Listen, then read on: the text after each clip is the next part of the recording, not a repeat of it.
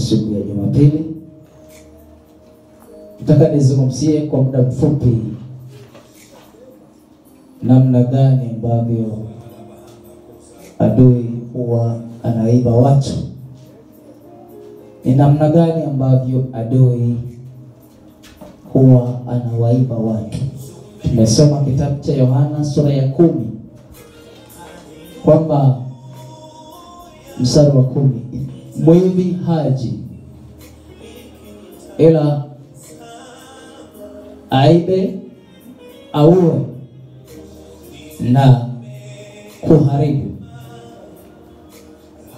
Sasa ni namna gani ambavyo adui huwa anawaiba watu?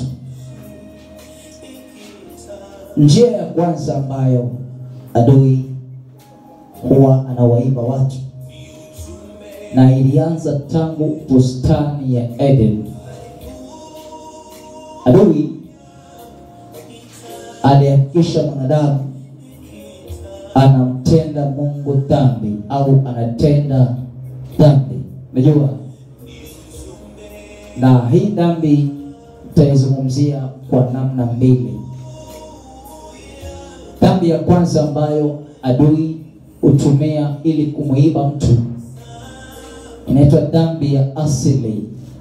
Dhambi ya asili. Dhambi ya asili ni ile dhambi ambayo tumezaliwa nayo. Na nakumbuka bustani ya Eden, Mungu alimuumba mwanadamu kwa sura na mfano wake, sura ya kiroho na mfano wa kiroho. Sasa baada ya uumbaji, adui akaingia katika bustani ili amsababishe mwanadamu atende lile ambalo Mungu alimkataza. Kwa maana halisi, dhambi ya kutokutii katika ile bustani. Na baada ya dhambi hiyo kufanyika, kilichofuata ni mwanadamu kutengwa na uso wa Mungu, kukosa uwepo wa Mungu na sauti ya Mungu, maelekezo ya Mungu. Akawa ametoweka kwenye uso wa Mungu. Na dhambi hiyo ya asili, tangu lile anguko la Adamu pale bustanini, sisi nasi tukaanza kuzaliwa hivyo hivyo. Tangu wakati huo tukazaliwa hivyo hivyo katika dhambi, kwa sababu ya makosa ya Adamu kwa kwanza. Sasa mtu yeyote ambaye anataka asiibiwe, ni lazima aende msalabani kwa Yesu. Huyo ni Adamu wa pili, ambaye kwa yeye tumepata wokovu. Na wokovu unakuja kwa damu yake iliyomwagika msalabani na maji. Kwa kuangikwa msalabani akafanyika kuwa laana kwa ajili yetu. Kwa hiyo sisi tunapompokea kuwa Bwana na Mwokozi wa maisha yetu, tunaondokana na laana ya asili ya Adamu, na tunasamehewa dhambi ile kuzaliwa nayo. Tunatakaswa, tunasafishwa, tunafanywa upya, tunazaliwa kutoka mbinguni na sio uzao wa dunia hii tena. Hiyo inatufanya sasa tuepukane na kule kuibiwa milele. Kwa hivyo watu wakikataa kuokoka au wasikubali habari za kumpokea Yesu awe Bwana na Mwokozi wa maisha yao, watakaswe na dhambi ya asili hiyo, mtu haombewi kwa jina la Yesu, ila analiamini hilo jina, alafu anampokea Yesu, kisha ile dhambi ya asili inafutwa. Maana damu ya pekee yenye uwezo wa kufuta dhambi ya asili ni damu ya Yesu. Jina la Yesu linaweza kuyafanya hayo. Kwa hivyo mtu anaweza kujiunga na dini au dhehebu au kanisa, lakini asibadilishwe, kwa sababu kujiunga na dini haisaidii mtu kuondolewa katika dhambi ya asili, ile dhambi ya kuzaliwa nayo. Ndio maana unaweza kuona mtoto amezaliwa vizuri, ni mcheshi, mzungumzaji, mtoto mwema, lakini kadiri miaka inaenda anaanza kufanya vitu vingine, unauliza vinatokana na nini? Kumbe hiyo ni asili aliyozaliwa nayo, imeanza kudhihirisha matendo machafu. Paka afike mahali amamini Yesu, dini imedanganya watu aende kwenye ubatizo. Dini imedanganya watu aende abatizwe, apewe cheti cha ubatizo. Hiyo ni elimu ambayo adui aliileta. Ubatizo ni sehemu ya pili ya mtu wokovu, lakini sehemu ya kwanza lazima aamini, ampokee Yesu kuwa Bwana na Mwokozi wa maisha yake, kisha abatizwe. Sasa ilifika mahali adui akaibadilisha, akasema jiunge na kanisa, ubatizwe, upewe cheti, usubiri kuzikwa. Kwa hivyo unakuwa haujaondokana na ile dhambi ya asili ya Adamu aliyeasi na kumtenda Mungu dhambi. Hiyo number 1. Kwa hivyo adui anaiba watu kupitia dhambi ya asili. Kwa hivyo mtoto anapozaliwa, anapokuwa, anatakiwa afike mahali afundishwe Yesu ni nani na kwa nini anazungumziwa. Kwa nini anasema apokelewe awe Bwana na Mwokozi. Asome maandiko na aonyeshe kwa udhahiri na uwazi waliokoka walikuwaje, na ikiwezekana aone watu waliobadilishwa na Yesu, ndio aamini maneno ya Bwana, asamehewe na atakaswe kwa kuamini ile kweli, dhambi ya asili imeondoke. Dhambi za kuua, uzinzi, uasherati, kahaba, lawiti, shagaji, wizi, chuki, hasira zisizokuwa na mwelekeo, fitina, masengenyo, ulafi na mambo mengine mengi. Sasa hiyo ni eneo la kwanza. Eneo la pili ambalo adui kama hataweza kuiba watu kupitia dhambi ya asili, ni kweli kwamba wengi wanaibiwa na dhambi ya asili. Amezaliwa kwenye ukoo watu wanakunywa pombe, kwa hivyo DNA yake ina asili ya kunywa pombe. Mwingine amezaliwa kwenye familia ya waasherati, hawezi kutulia, makahaba, hawezi kutulia kwa sababu ni kitu kiko ndani ya damu. Hiyo ukienda kwa Yesu uamini, unatakaswa. Ndio maana hata yule mwanamke alimpelekea Yesu mafuta, akampaka miguuni pake na kumpangusa kwa nywele zake. Alikuwa ni kahaba, lakini aliposikia Yesu yuko hapa, akaenda akamalizana na kesi ya ukahaba. Na baada ya tukio hilo, Yesu alisema mwanamke huyu amefanya jambo la muhimu, na kila injili itakapohubiriwa atakumbukwa. Kwa nini? Alikuwa ameandaa mwili wa Yesu kwa ajili ya maziko. Tuache hilo. Nasema hivi, dhambi ya asili ndio inachukua watu wengi katika uharibifu. Kuna watu wanarithi uchawi, na ni roho inanena kupitia asili yao kwamba ninyi mlikuwa wachawi. Kwa hiyo wewe ukue mkubwa, uchukue hii kazi. Sasa anapambana, mwisho anakuta anatafuta mkuki, anatafuta tunguli, anakwenda kwenye uchawi. Kwa nini? Asili yao, majina yao, watu wa kwao walikuwa wachawi. Kwa hivyo dhambi ya asili ndio inatumiwa adui kuwaiba watu. Ndio maana alisema adui haji ila aibe. Anafuatilia tu asili yako nini. Na ndio maana usipomkiri Yesu, kuna mambo yatakukatalia, yatakudai uyaishi, yatakugomea uyafanye.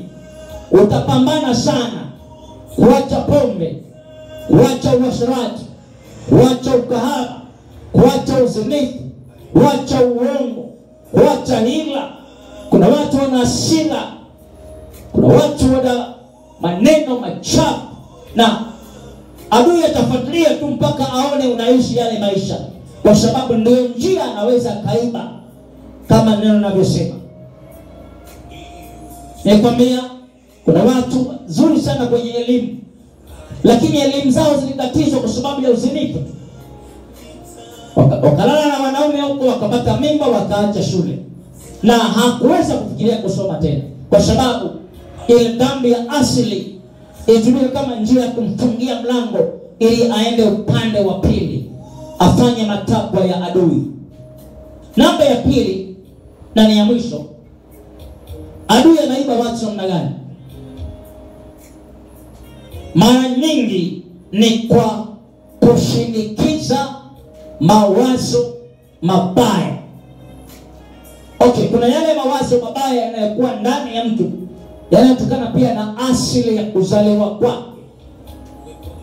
Yani anaweza kufanya kitu fulani, lakini ni asili iliyo ndani, na kwa sababu dhamiri yake haijatakaswa ili iondolewe matendo mafu, dead works, iondolewe ile asili mbaya ya kuzaliwa kwa uchafu. Kwa hivyo anaweza kuwaza mambo mabaya na akayatimiza. Anawaza leo niende kwenye uzinzi, ataenda. Leo niende kwenye pombe, ataenda. Leo niende kuiba, leo nisimama kwenye kichaka nimnyang'anye mtu simu. Hiyo ni asili. Inaweza kuwa ni mawazo machafu yatokanayo na asili. Lakini ipo asilimia nyingine ambayo sasa adui hutambulisha, hushinikiza, force mawazo mabaya ndani ya watu. Anauvamia ufahamu, maana yeye ni roho pia. Anaingia kwenye mawazo, anawazisha kuua, kuiba, kubaka, kufanya ulawiti, kuangalia pornography, movies za uchafu. Kwa hivyo anawaingizia kwa namna ya mawazo. Sasa wakishindwa kuyapinga yale mawazo, anakuwa amechukua nafasi ndani ya nafsi zao. Nafsi zikisha tengeneza yale mawazo, inakamilisha kuwa matendo, inakuja into actions. Yani mtu anaanza kutenda kile alichokiwaza.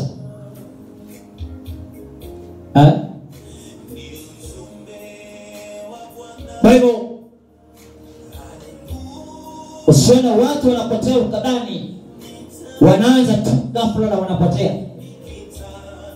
Hali inayoanza ili waibiwe huanza kwenye ngazi ya mawazo, fikra zao. Ndio maana Paulo anasema fikra zao zimefisadishwa, mioyo yao imetiwa giza, wametengwa mbali na nuru ya Bwana. Kwa nini? Kuna kitu kinaingia ndani yao kinawafanya wawaze kuvuta sigara, kunywa pombe, fanya uzinzi, kwenda kwenye uasherati, ulawiti, shagaji, kuangalia movie za ajabu. Ni maana sasa yanakuja, na mtu akishindwa kwa sababu hana nguvu ya Mungu na damu ya Yesu haiko ndani yake, na jina la Yesu haliko ndani yake, hana neno la Mungu, hawezi kuzuia, anaanza kufanya yale mambo. Ndio maana hata maisha ya ujana asilimia kubwa huwa inaanza kwenye mawazo. Wasichana watajiangalia, wana viungo, wana mwili. Vijana wataziangalia vile vile. Na shetani atawaambia, mnaonaje, si mmeumbwa? Fanya 1, 2, 3. yale mawazo usipoyashinda, utaanza kupractice polepole uasherati. Utaanza kufanya taratibu polepole, hatimaye unakuwa kahaba, unakuwa profesa kwenye dhambi, kwa sababu alikuweza kwa namna ya mawazo, aliyaingiza ndani yako na ukashindwa kuyapinga, na kwa sababu hauna nguvu za Mungu za kuyazuia na kuyapangua na kuyaondoa, huwezi kuzuia kufanya haya. Kuna watu walibaka, baada ya kumaliza tukio wamekamatwa, wanalia machozi sana kwamba sijui nilifanya nini. Sasa unamshangaa analia akiuliza kwamba sasa nafungwa miaka 30 nimebaka mwanafunzi. Lakini shida ilianza kimawazo. Alimwona kila siku anakuja hapo, anamfuatilia na mawazo yanakuja, fanya hivi. Sasa badala ya kuja kwa Mungu wasaidiwe au akimbie kwa watumishi wa Mungu wanaofundisha wokovu, sio wanaofundisha dini. Usikilize vizuri. Wamwambie hii ni mbinu ya adui kuharibu maisha yako, uende jela wewe. Kwa hivyo mpaka akubali utakaso, alafu utakaso unapangua yale mawazo. Nguvu ya damu ya Yesu ndio hiyo sasa. Nguvu ya jina la Yesu iko hapo.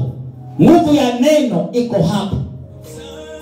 Vile vitu vinapingwa vinaondolewa. Kwa sababu ipo nguvu ndani ya neno la Mungu, ipo nguvu ndani ya damu ya Yesu, iko nguvu ndani ya jina. Na Mungu anasema kila atakayenitia jina hili katika siku za mwisho ataokolewa. Sasa unaelewa, mawazo lazima uwe makini nayo sana.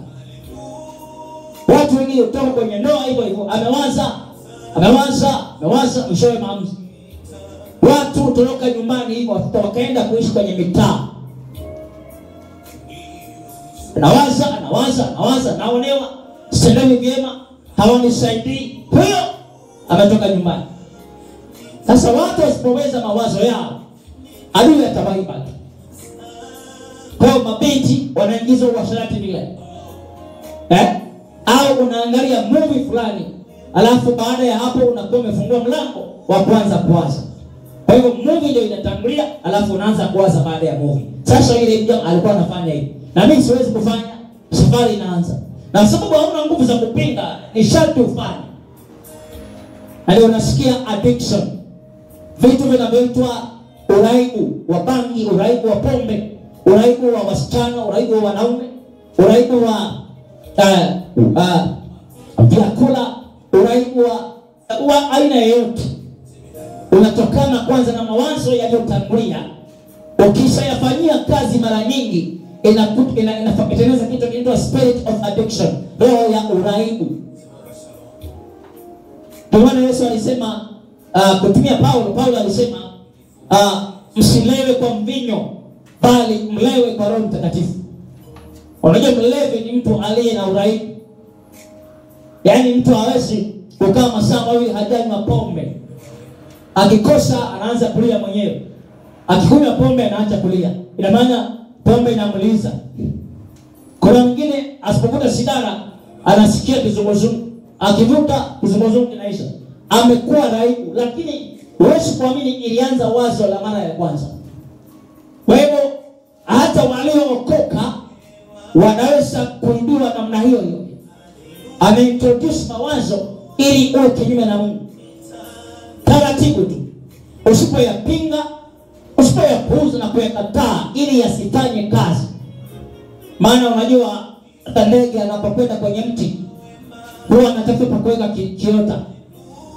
Anaweka hapa, akitakaa vizuri wataniambia mtoto wangu. Anataka mahali anataka apate mahali pazuri. Kwa hivyo kuna vitu vya watu ni vizuri kwa ajili ya mawazo. Dakika 2 wameshawaza, wamefika mbali. Kwa hivyo vinakuwa ni viota salama kwa mawazo. Kwa hivyo anaingiza mawazo yanapikwa, mwisho utaona matendo ndio aliwaza hivi, ndio maana anafanya hivi. Hata ukiona hao wasichana wanatembea hawana nguo, ni mawazo. Yanaanza kama mawazo, nimeshafika msichana, nitembee bila nguo. Hiyo tu inaanza kama wazo. Unafikiri ni mtu anaamua tu kutoka ana nguo? Hivyo baadaye inakaa. anavaa mara moja anapita barabarani. Naona uliniangalia sana. Hiyo ukishamwangalia sasa tena atavaa nyingine. Atavaa mwishowe anakuwa ni mtindo wa kutembea uchi. Ni kwa sababu wazo lilianza, hakuweza kupinga kwamba hili ni kosa. Kwa hivyo adui huwa anaanza namna hii. Bwana Yesu asifiwe. Na Mungu asiposaidia watu wanapotea kwa namna hiyo. Kwa hivyo mawazo ni njia ambayo huwa adui anatumia kulazimisha kabisa matendo mengine. Anaforce. Unataka kufanya kitu kizuri, unachanga kuna kitu kinafanyika ambacho sio sawa. Unataka kufanya kitu ambacho kinampendeza Mungu, unageuzwa, unaenda upande wa pili. Unafanya isivyo. Mawazo yanatumika sana kuiba watu. Kwa hiyo adui shetani anatumia mawazo. Unawaza nini kila siku? Ndio maana hata wakati wa Nuhu wanasema kila aliyekuwepo wakati ule, kila mmoja aliwaza mabaya juu ya mwenzake. Yaani unalala usiku unawaza kesho nikiamka namuua jirani. Ilikuwa ni siku za Nuhu. Yaani kila mtu alifanya kazi kwa mawazo yake. Na ndio maana unaona ukahaba umejaa nchi, watu wanatembea hawana nguo, uchawi umejaa, kila watu wanataka kujiunga na nguvu za giza. Ni mawazo tu yanalazimishwa. Fanyeni haya, fanyeni yale. Sasa tunaweza kufikiri ni mchezo, lakini mawazo, mtu akishaona movie chafu anaona ya pili na ya tatu. Mawazo yanafanya kazi. Nenda ukaone akiwa kwenye ibada anawaza mmaliza haraka kimbia yale movie tena. Kwa sababu imeshakuwa wazo. Na ikishakuwa wazo ni roho, ni spirit. Kwa mawazo mabaya yanapokaa muda mrefu na kufanyiwa kazi, yanatengeneza ngome ya kiroho. Inakuwa ni spirit kabisa. Inakuwa ni roho.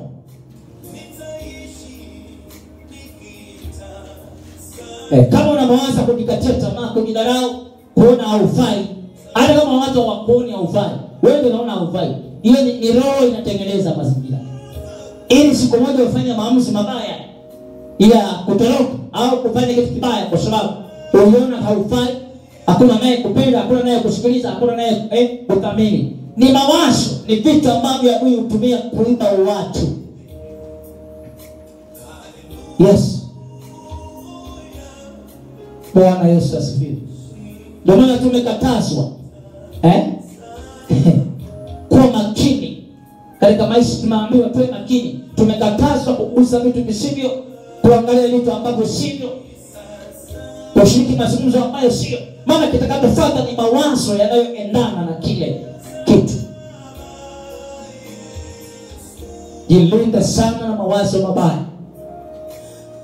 Watu wengi hawaendi kanisani kwa sababu wanasema mawazo yao yanawaambia kuna nini kanisani. Sisi tuna maisha, tunakula, tunakunywa, warembo, watanashati, tuko sawa. Sasa kanisa la nini? Kama ni kusoma tunasoma, kama shamba tunalo, kanisa la nini? Na ni mawazo tu yanaingia kama kawaida tu. Kwani kuokoka ni nini? Lazima mtu aokoke. Si watu waliishi. Unaona? Haya yanaitwa mawazo. Na watu wengi wameyafanyia kazi. Kiwango cha kwamba watu hawataki habari ya Mungu. Wanaishi kumaliza muda wao wazikwe. Hata wanaweza kuwaza kwani lazima mtu aishi na Mungu. Si utaishi uzeeke uondoke. Hawatajua kuna maisha baada ya hapa. Na shetani anawaingiza mawazo ya kupuuza Mungu mpaka wazeeke hivyo. Wewe ni lazima kupinga mawazo yote ambayo yanainuka kinyume na Mungu. Na maana alisema silaha zetu ni kuu katika Bwana kwa ajili ya kuziangusha ngome na fikra na mawazo mabaya. Unaona? Hata kuteka nyara kila elimu inukayo kinyume na elimu ya Kristo. Kila wazo linalo kinyume na elimu ya Kristo. Kwa lugha rahisi, anajaribu kutuambia kwamba lazima tuwe kinyume na kila limpingalo Mungu kwa mfumo wa mawazo na fikra. Kwa hivyo kizazi cha sasa kina kazi. Na wahubiri wajipange kweli. Kwa sababu ni kizazi ambacho adui amevuvia mawazo kinyume na Mungu. Ni kizazi ambacho kimevuviwa mawazo kinyume na ufalme wa Mungu. Ndio maana hata Biblia inasema kwamba wakati ile adui shetani atakapotokea na watu kama mchanga wa bahari kupigana na Yesu mwana wa Mungu wakiwa kwenye Yerusalemu, unaweza kufikiri mchanga wa bahari unatoka wapi? Angalia kizazi cha leo, mawazo yaliyoingia katika vijana walio wengi, wamama walio wengi, wazee walio wengi, watoto walio wengi ni kupinga habari za Mungu na kuzikubali. Hata kama watasali, wataenda kanisa ambalo hakuna Mungu anayehubiriwa. Ni mahali ambapo unaambiwa tu ingia ukae uwe mshirika basi. Hauambiwi habari za kuokoka, habari za kumjua Yesu hapana, habari za kuishi maisha safi hakuna. Yaani hawaambiwi habari kamili za ufalme wa Mungu. Wataenda hapo maana adui lazima awaelekeze. Msitafute mahali ambapo anahubiriwa Yesu wa kweli, maana atawatoa kwenye vitu tunataka muishi. Kwa hivyo adui amevuvia roho kupitia mawazo ya watu sasa. Kinyume na Mungu, kinyume na utaratibu wa Mungu kabisa, kinyume.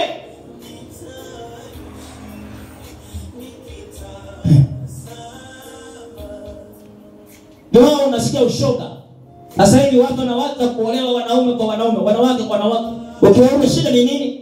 Tunasikia hisia zinaenda huko. Zinaenda wapi? Zinaenda. Hii ni Lucifer amemwaga mawazo. Amevuvia roho yenye kuwazisha watu kinyume. Amevamia hisia. Kwa watu wanaelekeana kinyume na utaratibu.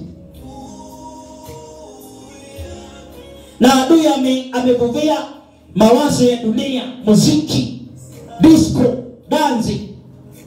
Amevuvia inaitwa nini? Casino, mawazo ya chafsa. Ukienda huko uwezi kutamani kuangalia kinachoendelea. Amevuvia mawazo ya zina. Kila mtu, hata Facebook, ukiona kila mwanamke wa Kenya anarusha kitu kwa Facebook, wengi wao wanazungumzia tu mapenzi, ngono. Hakuna kitu kingine. Yaani watu wanazungumzia tu mambo ya zina. Mwili tu. TikTok, Facebook, Twitter. Ukiangalia vitu ambavyo watu wanavifanya, unaona hawa mawazo yao yako hapa. Yaani hawana mawazo ya kitu kingine. Kwa hiyo adui ameweka kambi kwenye vitu vya watu, kwenye fahamu za watu. Anawawazisha vitu kinyume na Mungu. Anawawazisha dunia. Namna ya kuwa wazuri kwa dunia hii. Namna ya kupendeza dunia hii. Namna ya kuifanya dunia ikufurahie. Namna ya kufanya dunia ione uko sawa. Namna ya kuvaa, namna ya kuongea ili dunia ione. Sio Mungu tena. Na viko kwenye mawazo ya watu. Wewe kaa na watu, angalia mitandao. Watu hawazungumzii kitu cha msingi. Mimi naangalia mtandao mpaka naogopa. Nafikiri Kenya inaongoza katika mambo haya. Yaani mitandao ni chafu kiasi cha kwamba unajua hawa watu hawawazi habari ya Mungu tena. Wanawaza mambo ya dunia. Nivae hivi, niende hivi, nikae hivi, dunia inipende, vijana wanipende, wasichana wavutiwe, si vitu gani? Yaani dunia iko kwenye hata wanandoa hawaeleweki. Hata waliooa hawaeleweki. Ni mfumo mmoja kwa sababu ameteka mawazo yao. Na habari ya Mungu inazungumzwa kwa mbali, na ukisema ni kama unagonga ukuta kwa sababu hata hiyo hawaichukui. Kwa hiyo yapasa wahubiri wa nyakati za mwisho wahubiri kweli bila kuangalia. Na kama kanisa litakuwa linakusanya sadaka, zaka na pesa tu, tutaharibu watu wengi sana na tutawapeleka jehanamu, kwa sababu hawatapata muda wa kujua wanakosea. Kama Paulo alivyomwambia Timotheo, waambie watu wasivyo sawa sawa na Mungu. Waeleze watu hawa kama ambavyo hawakwenda sawa na Mungu wao, ili watambue namna walivyoenenda haikuwa sawa na Mungu alivyotaka iwe. Kwa tuna hali mbaya ya adui kuketi katika mawazo. Ametengeneza viota, mifumo iliyosukwa ndani ya mawazo ya binadamu. Hawazi habari ya Mungu. Watu wanaweza kujiua, kujikataa, kujinyonga, kujitia kitanzi, kunywa sumu. Watu wanaweza kuiba, kuchukua wake za watu. Ndio mawazo yaliyopo tu, hakuna kitu kipya. kuangusha wachungaji, si kufanya nini. Kwa hiyo watu kwenye mambo ya dunia deal iko wapi, deal mpya. Hawawezi ufunuo mpya wa Yesu kwa. Ameweza kutafuna mawazo na kuingiza na kulazimisha, na wakati mwingine analazimisha hasa bila hiari ya mtu. Kwa hiyo usipokimbia uende kwa Mungu haraka unaisha. Na ndio maana ukiona kijana ameanza miaka kuanzia tu miaka ya kujielewa miaka 7, kuanzia miaka 7, 8, 9, alafu kaona haelekei kwa Mungu, anza kulia mapema. Kwa sababu ndio mwendo unaenda hivi. Hawezi kufika miaka 18 ukasema utapenda kwa Mungu. Ni lazima utii naye mapema. Utumie mbinu ambazo Mungu aliziandika, aliziasisi kwenye neno na ulimwengu wa Roho Mtakatifu, ili uweze kumdhibiti akae upande wa Mungu, ili atakapokuwa mkubwa hata iacha hiyo njia. Lakini ukichelewa, sasa hivi vijana wote hawazi habari ya Mungu hata kidogo. Hata wacheza vyombo makanisani, wakija kucheza vyombo hawataki habari ya neno. Yaani amevuta vijana upande mmoja ili wasije wakawaza. Na wazazi nao walishachukuliwa na maisha, hawajui kwamba watoto wanafanya nini. Wana hawajali kwamba tuwasaidie hata kama sisi tulikosea.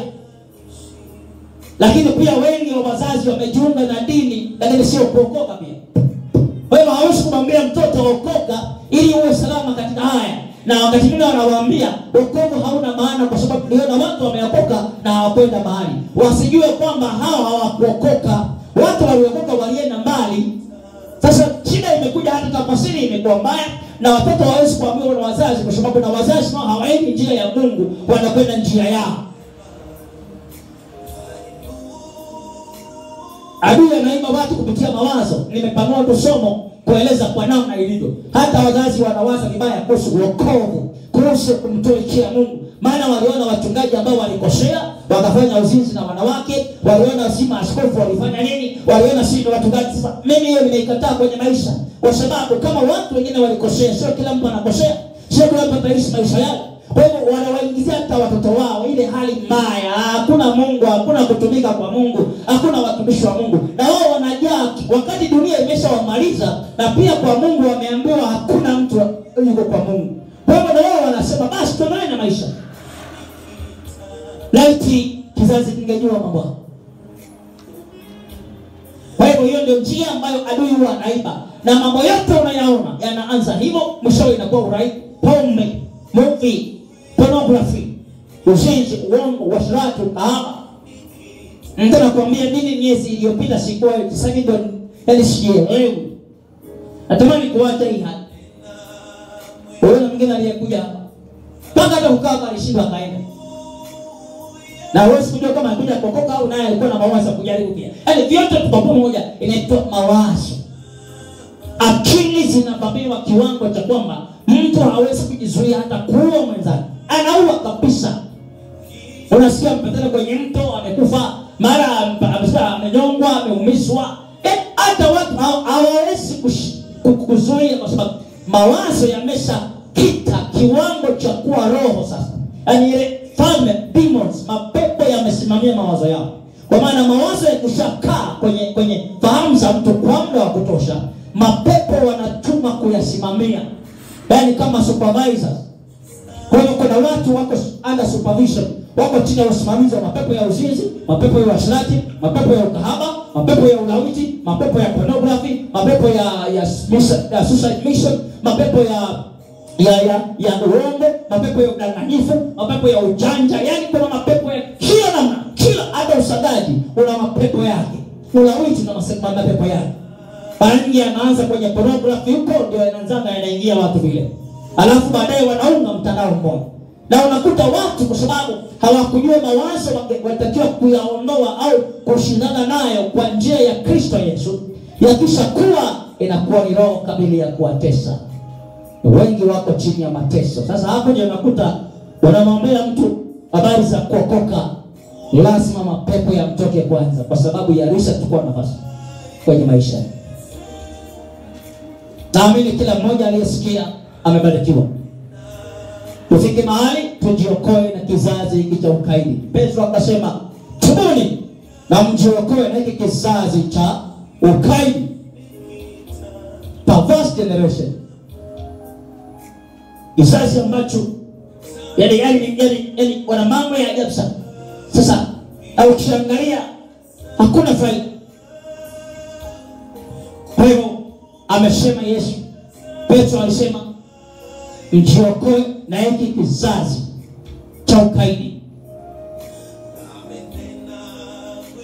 Kizazi ambacho kimepekwa sehemu kubwa. Kwa hivyo tutahubiri kweli, tutawaambia watu kweli, na tutasema Bwana hatukuitwa kudanganya, tuliitwa kuambia watu kweli, na watu wataokolewa, maana Yesu anawapenda. Na falme wa Mungu utajengwa na utahakikishwa katika nyakati hizi za mwisho. Yesu tusaidie. Yesu atupe neema. Haujawahi kujiuliza mtoto wako umemzaa mzuri, akiwa mdogo hana shida, kadiri anavyokuwa unakuta anachanganya mafaili. Mtoto amekuaje? Wewe kumbuka ulikuaje. Hii ni asili ya kuzaliwa naye. Alafu namba 2, unagundua alikuwa anaenda vizuri lakini ameanza kubadilika tena. Inaitwa uvamizi wa mawazo. Na ikishakuwa anatolewa kwenye mstari. Unaenda kumtafuta kwenye biwi la takataka huko. Amelewa pombe. Amekaa katikati ya wanawake 6 mtu mmoja. Inakuwa hivi. Hata haelewi hao watu 6 nafanyia nini. Mambo kama haya. Unakuta tu mtu ameenda mahali akiwa na MB anaangalia movie chafu mpaka iishe tena aunge zingine. Shida iko wapi? Ilianza kama mawazo. Ili kuna nini kwenye mitandao? Akaona moja akaongeza ya pili. Au akaangalia TikTok wanarusha huko tu hawana nguo. Akaangalia moja mbili ile wengine wao sio watu. Sio kila mtu kwenye TikTok ni mtu. Kuna wakati mwingine watu hawajui. Sio kila picha ya TikTok watu wengine si watu. Inakuwa ni special agency ya ufalme wa giza. Agents of the Antichrist. Kwa hiyo mwanaume yeyote atakayeona ile picha amemalizwa, hata badilika kwa urahisi. Atakuwa anatamani kuona wanawake wakiwa hivyo. Kwa hiyo hata popote akienda, hata kanisani anataka aone pastor au injili, anataka kuona wanawake. Kwa sababu aliona picha ya mwanamke akiwa uchi, lakini ilikuwa ni pepo, ni stronghold ilikuwa kwenye mtandao. Kwa hivyo sio kila kitu kinawekwa kule, pia ni watu. Wanaweza kuwa ni majina yanaandikwa hapo, lakini walishakabiliwa kazi ya kufanya duniani. Kwa sababu ukiangalia vitu vinaweza kuogopa kama kweli ni watu. Kuna vitu vingine sio watu. Ni pepo kashaingia na mtu ni pepo.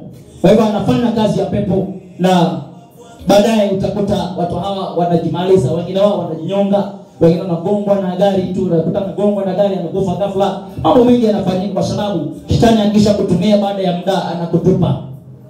Mungu wa mbinguni anakupa uzima wa milele, akubariki na amani na maisha mazuri. Lakini shetani akikutumia, baada yake anasema wewe unataka kuua. Alafu anakumaliza. Kwa hivyo na shii kizazi cha sasa, jiokoeni. Hakuna kipya katika dunia. Hakuna kipya. Hakuna kipya. Na mimi siogopi kumwambia mtu, usiniambie kuna kitu kipya duniani. Nothing. Hiyo mitindo yote, hiyo vitu vyote wala havihusiki na upya. Ni watu wa zamani waliofanya hayo na wakafa katika dhambi zao. Sasa wewe unafanya vitu ambavyo vilishafanywa na watu walioenda katika uharibifu. Sasa unajua watu wengi walikufa wakati Yesu alishaenda kuzimu akatoka. Hao hawana mahali pa kwenda kusamehewa. Afadhali wale walikuwa kule akawakuta huko akasema ndio mimi ambaye Musa alisema.